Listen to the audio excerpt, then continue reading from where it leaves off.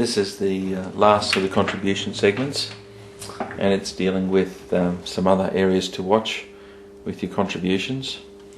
And I have in one instance found that some of these examples which I'm about to give actually put one of my superannuation fund clients' members into excess contributions, and of course they were quite upset by this, so I'm just raising it as a last issue. So we've already looked at so far contribution reserves, tax deferrals in specie, in-house assets, borrowing contributions, and this is the last one, some other things just to watch.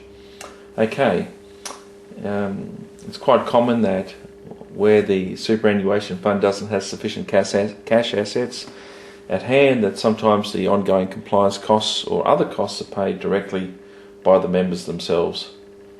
And so payment by a member of an expense of the fund is considered to be a contribution. In this case it would be a member contribution if the member is an employee. So just be careful of that.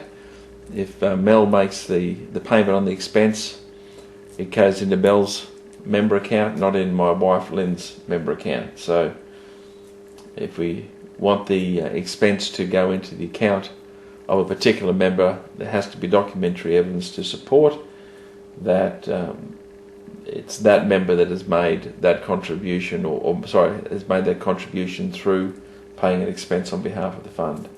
It's common practice that where employers sometimes pay the costs of the fund administration because they're on the one invoice or a couple of invoices, where they get their company invoice, the super fund invoice, and what have you, the audit invoice.